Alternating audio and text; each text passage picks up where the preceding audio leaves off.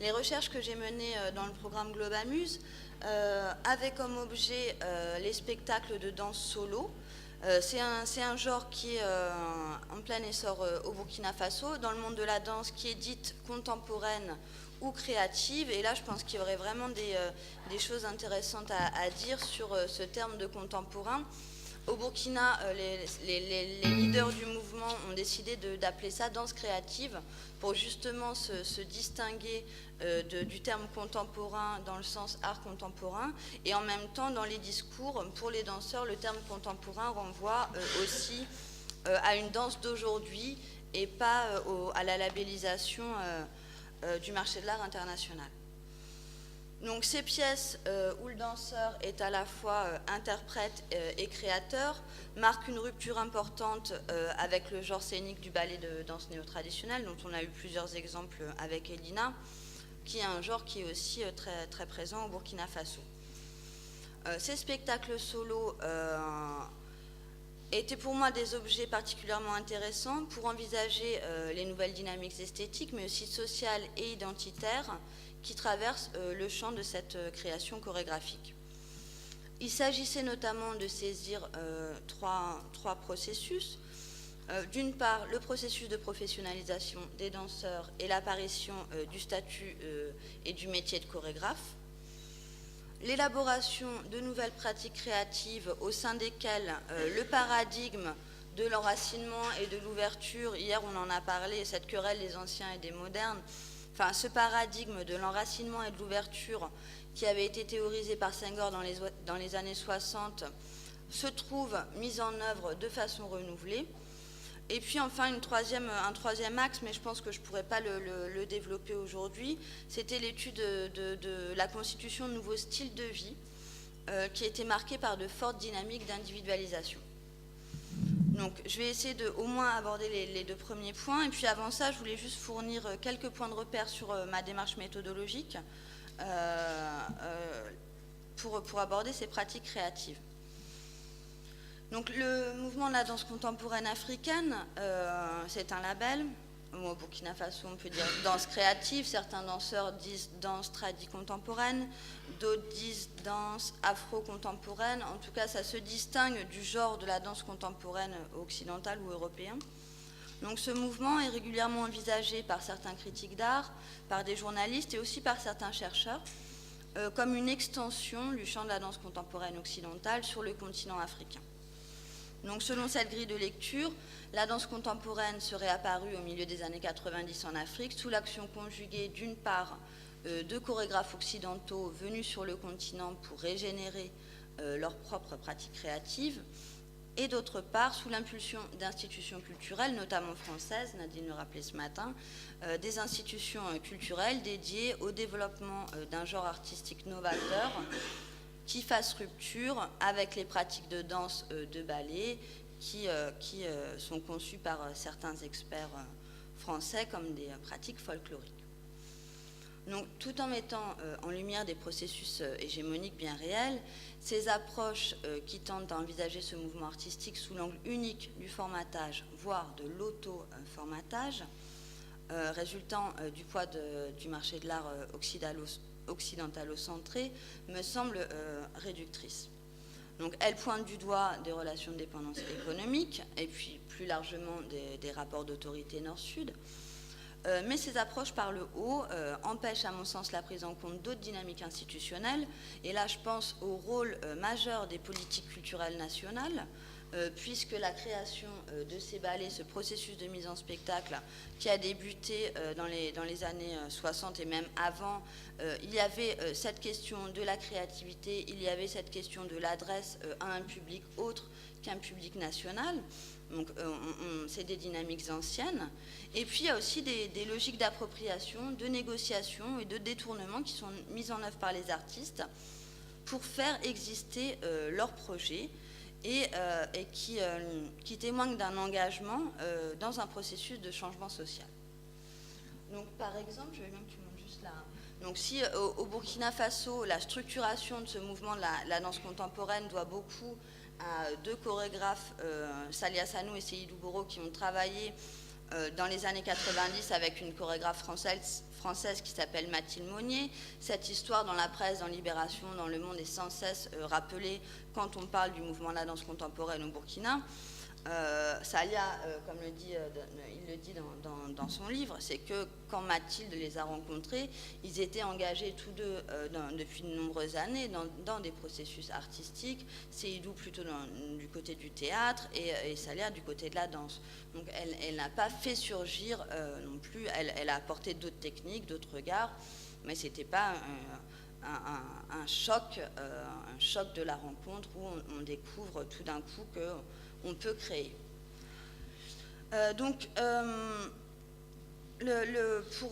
Pour envisager ces dynamiques, j'ai adopté une démarche compréhensive. Là, je vais aller un peu vite. Et puis, en essayant de comprendre les valeurs qui structurent l'élaboration des projets artistiques, et puis de saisir la manière dont les acteurs mettent en mots leur identité de chorégraphe. J'ai utilisé un dispositif et une méthode en termes de trajectoire et plus particulièrement la question des trajectoires d'apprentissage a retenu mon attention. L'analyse de ces trajectoires couplée à une observation de longue durée réalisée notamment au sein des lieux de formation et de création a permis de retracer différentes étapes d'un processus d'apprentissage du métier où se mêlent circulation chorégraphique, circulation des savoirs chorégraphiques et mobilité des acteurs. Au sein de ce parcours, la création du solo constitue une étape importante puisqu'elle signe un changement de statut majeur, en tout cas c'est ce qui est dit dans les discours, c'est l'accession au statut de chorégraphe qui est auteur de sa danse et acteur de sa carrière. Donc là, je voulais vous passer juste un extrait que j'ai écrit, un extrait d'entretien de Douceni Sako, qui a été l'un des premiers à créer son solo et qui récemment pointait un peu du doigt le fait que tout le monde aujourd'hui au Burkina se disait chorégraphe et donc il fallait aussi voir qu'est-ce que c'est réellement un chorégraphe et donc il place au cœur de son discours, c'est qu'il y a un bagage, donc ça c'est le parcours de formation, et puis il y a une action, c'est monter un solo. Et à partir de ce moment-là, en tout cas suivant Ousseni, mais suivant aussi beaucoup de chorégraphes, le fait de monter un solo permet de changer de statut, de passer du statut d'interprète à celui de chorégraphe. Donc être chorégraphe, c'est tout un parcours. Qu'est-ce que c'est que ce parcours ? C'est un parcours de formation qui est nouveau, en tout cas qui se fonde sur des nouvelles modalités de transmission chorégraphique,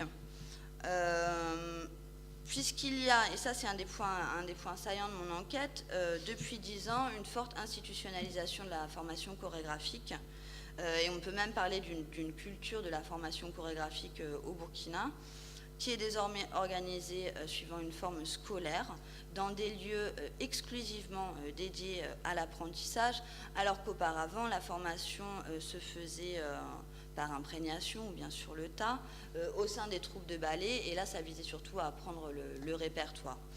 Donc là aujourd'hui à Ouagadougou on a 2 grosses structures de formation privées qui ont des formations professionnelles en danse, donc le centre de développement chorégraphique qui a été monté par Salia Sanou et Seydou Goro, et puis une autre école plus récente et plus modeste avec des objectifs un peu distincts, mais j'aurai pas le temps de m'y attarder aujourd'hui, qui s'appelle l'école de danse Irène Tassembedo. Donc ces 2 structures ont été créées et sont dirigées par des danseurs qui ont réussi à un niveau international. Et donc ces 2 structures, on verra la salle de danse de l'école de danse Irène Tassembedo plus tard. Ces 2 structures sont véritablement venues combler un vide institutionnel, puisque l'État, depuis les années 80, dans ses discours, met l'accent sur la nécessité d'une véritable formation professionnelle, mais c'est resté à l'état de discours, et donc la structure étatique, donc l'INAFAC, l'Institut national de formation artistique et culturelle, que vous voyez là, est déserté à la fois des danseurs et à la fois des professeurs. Ces formations en danse contemporaine qui ont été initiées à la fin des années 90 à Ouaga, dans le cadre d'un festival, puis dans le cadre du Centre de développement chorégraphique, elles ont comme objectif de transmettre différentes techniques qui vont de la danse contemporaine européenne, en particulier, donc on voyait tout à l'heure les passages au sol, les portées, la danse contact, mais aussi d'autres danses traditionnelles et contemporaines africaines, aussi des techniques qui viennent des arts martiaux, des techniques qui viennent du yoga. Enfin, en gros, on a une volonté de faire des danseurs omnivores qui avalent de la nourriture chorégraphique, qui accumulent, qui engrangent et qui doivent digérer. Donc ça, c'est un premier stock de savoir qu'ils doivent assimiler. Donc c'est avoir un corps plastique, donc se défaire de certains habitus corporels forts pour passer à d'autres techniques. Donc ça, c'est un premier stock de savoir. Le second stock de savoir, ça repose sur un savoir improvisé. Un savoir improvisé à partir de consignes verbales plus spécialement. Donc là, soit le danseur est amené à proposer une lecture personnelle du mouvement, transmis par le chorégraphe, soit il est amené à transcrire des émotions, soit, là je vais vous montrer un extrait, le chorégraphe formateur propose des outils. Donc là, c'était un exercice proposé par Lassina Koulibaly lors d'un stage de danse qui s'appelle Engagement féminin. Et donc l'exercice, c'était de reproduire des lettres avec son corps. Et Lassina présente ça comme un moyen de créer des mouvements facilement, sans trop se creuser la tête, sans trop réfléchir, conceptualiser. Ça, c'est une phrase de bienvenue qui voilà, la formation, en fait, vise à faire des chorégraphes. Tout le monde doit devenir des créateurs. Et tous ces moments d'improvisation, ça sert à la fois dans le métier d'interprète, mais à la fois dans le métier de chorégraphe.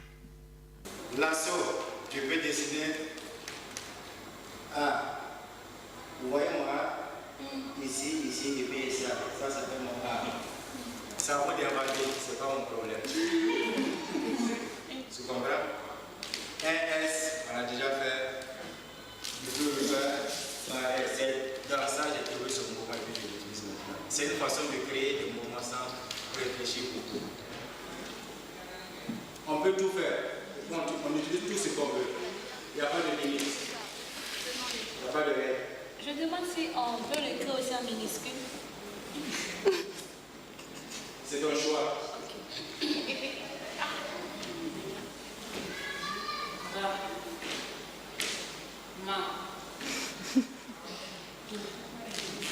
Pour les slow down. Prends le temps de. Parce que ça, pour moi, c'est écrit. Je veux qu'on. Donc les différentes stagiaires vont être amenées à passer chacune individuellement, et ce type de pratique où tout le groupe et le formateur regardent, et puis on passe individuellement et on propose quelque chose de personnel, c'est des choses qui sont très fréquentes dans les formations. Donc on peut dire que ces formations nouvelles, chorégraphiques, consiste tout autant à apprendre un nombre important de genres qu'à acquérir un savoir créé qui se caractérise par un savoir transformé, combiné, mêlé, cité ou encore détourner différentes techniques du corps en fonction d'un propos que l'on souhaite transmettre dans sa pièce. La formation devient, dans ce contexte de la danse créative burkinabé, la formation devient l'unique vérité, et là je reprends un terme de Seydou Borou, je vais vous mettre la citation en entier. Donc la formation, c'est l'unique vérité dans un univers artistique où il ne semble pas y avoir d'autres règles que l'originalité. Donc on est dans un contexte de valorisation extrême de la singularité, et la formation, c'est un moyen de trouver sa danse et non d'apprendre la danse.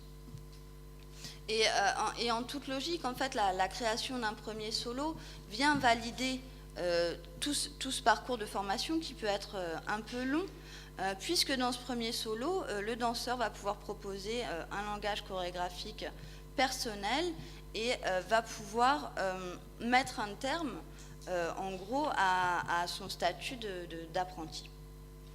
Donc je vais passer dans un deuxième temps sur les solos qui sont créés aujourd'hui. Je vais aller très vite, Marie-Pierre. Donc on voit que les solos qui sont créés aujourd'hui s'inscrivent dans une quête de singularité artistique. Donc là on est un peu dans le contre-modèle. Si on reprend les deux régimes proposés par la sociologue de l'art Nathalie Heineck, il y a un régime de la communauté, donc c'est plutôt le modèle de Chavela, et puis moi je suis dans un régime de la singularité. Donc il y a une quête d'originalité. Après on peut quand même voir qu'il y a deux grands modèles de pratique, de conception du processus créatif, du moins dans les discours. Donc, on est, comme je disais, dans un renouvellement, une lecture renouvelée de ce paradigme de l'enracinement et de l'ouverture. Et donc, on a deux grands modèles. Pour les uns, la pratique créative doit se fonder sur une relecture personnelle des danses traditionnelles burkinabées ou plus généralement africaines. Donc, les danses traditionnelles dans ce contexte constituent le répertoire source. Et puis les autres techniques chorégraphiques sont conçues comme des outils permettant de métamorphoser ce répertoire. Donc là, on a des principes de décomposition des mouvements, on a des principes de ralentissement des gestes, et puis on a des principes de dissolution aussi du lien entre musique et danse. Donc là, je vais vous montrer juste un extrait d'un solo de Salih Hassanou qui s'appelle Dambé. Donc c'est pas mes images, c'est des images promotionnelles, mais de bonne qualité. Vas-y. Aïe, yo, madame Alou, bien te soyez. Anya digi ke alaye.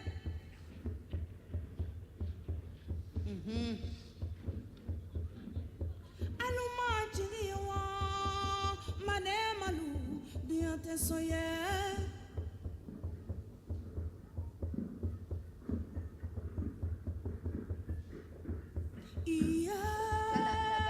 Mamini jigi seme alala dunyaro tegeni no ihamina kodi no ya londo jalon sevalite mashi jigi kuntante balola.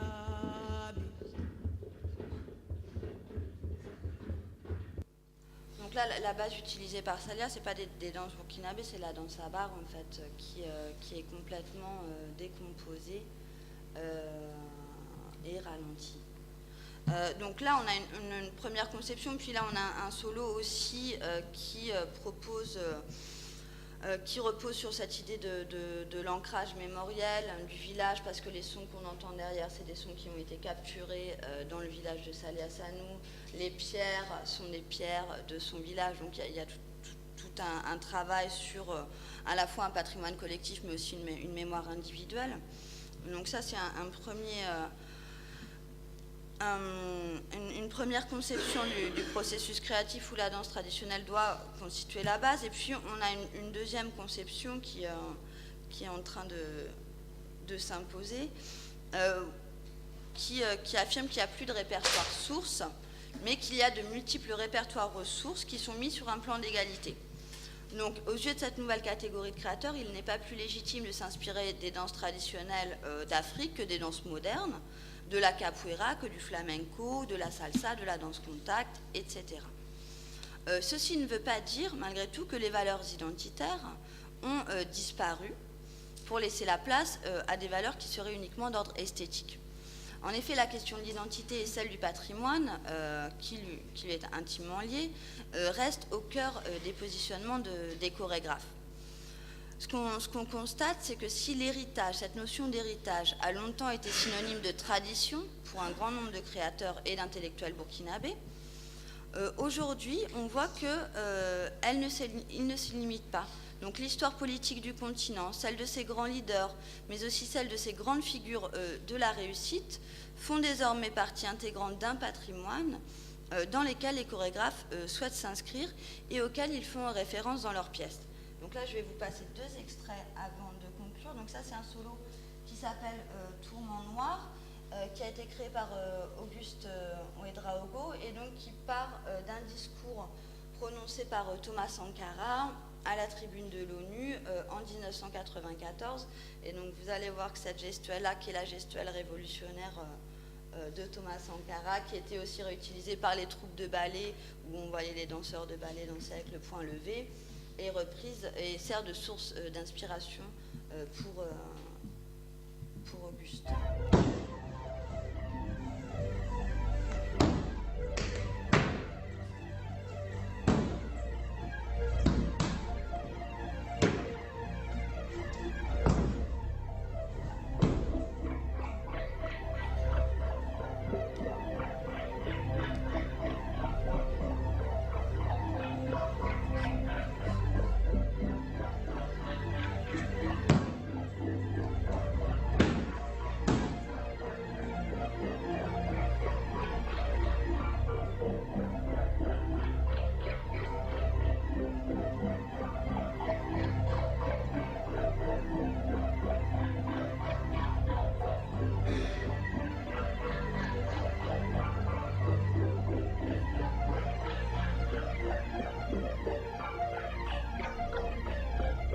De manière abrupte et définitive toutes sortes de dictats extérieurs pour créer ainsi les conditions d'une dignité à la hauteur de nos ambitions. Nous voudrions que notre parole s'élargisse à tous ceux qui souffrent dans leur chair, tous ceux qui sont bafoués dans leur dignité par une minorité d'hommes ou par un système inédit. Je vais être contrainte de conclure parce qu'on est très en retard. Bon, j'espère que il y a donc toute une grosse partie que je vais pas pouvoir faire, mais je vais reprendre quand même ce dernier solo donc d'Auguste sur cette question à la fois de s'inscrire dans un langage chorégraphique très individualisé, mais aussi qui répond à certains standards de la danse contemporaine occidentale, mais à la fois d'être dans une volonté de parler à la jeunesse africaine, de parler à un local. Et ce qui aujourd'hui marque un peu le champ de la danse contemporaine au Burkina, on pourra peut-être en parler, parce que Nadine travaille aussi sur ces questions-là. C'est à la fois comment combiner des styles de vie où on est à la fois très présent à l'international, mais aussi très engagé à l'échelle locale, et comment on fait pour combiner différents publics. Est-ce qu'on peut, avec une même pièce, est-ce qu'on peut plaire à un public européen, et est-ce qu'on peut constituer, parce que la question du public pour la danse contemporaine au niveau du Burkina Faso, c'est comment constituer un public. Le mouvement n'a pas pris pour le moment, et donc la question elle est comment parler aussi à ce public. Je sais que dans l'exemple de la musique, on a certains grands chanteurs qui ont un double répertoire, avec des albums qui sont plus pour l'Europe et puis des albums qui sont plus pour le contexte national. Est-ce qu'il y aura ce genre de choses qui va se profiler dans le mouvement de la danse contemporaine? Je ne sais pas. En tout cas, dans ce mouvement, et ce qui se passe au Burkina Faso, on est dans quelque chose de très très dynamique. Les choses évoluent vite, ça change, les questionnements nouveaux se posent, et ce qui a été vraiment très intéressant pour moi avec ce post-doctorat, c'est que j'ai pu suivre aussi ce qui se passait régulièrement en étant sur le terrain. Voilà.